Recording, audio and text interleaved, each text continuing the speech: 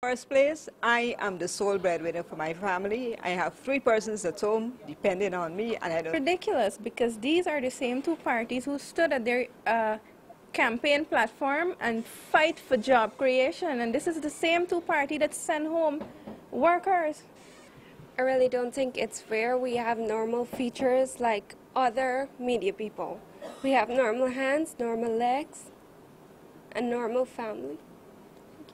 I think that we expected something from them that to this extent is kind of very shocking. I mean, I feel that this is just spiteful on their part. I mean, because they have to know that it would have affected persons. So this is just... Move is not hurting the government, but is hurting we, the workers, the contract workers, because the majority of us have families and babies. Now, who is going to put food on our table? I feel it's really disappointing, and what are we going to do with our lives now? Do they want us to go thief, borrow, beg, or just go drink rum and smoke? It's really, really, really sad right now. I think it's very unfair that what was done, because now most of us here are young people. What are we supposed to go and do now? Most of us took years when we left UG before we got a job. We got a job here, we're doing a job, we're being paid for it.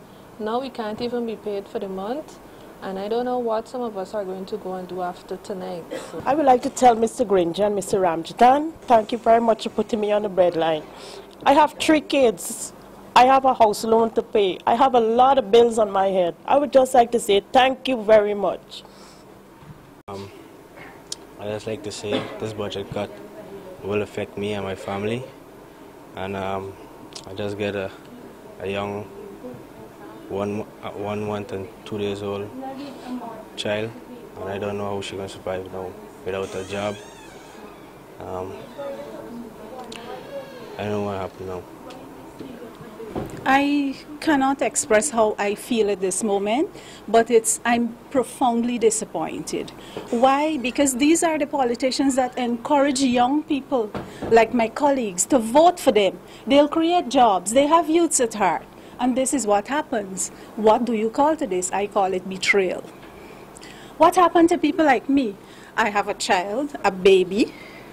I have a mortgage. I have a car loan to pay.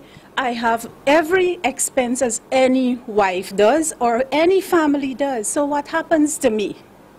Now, could Mr. Granger and Mr. Ramjatan answer that question, please? Could they explain to my 3-year-old why he wouldn't have milk some days?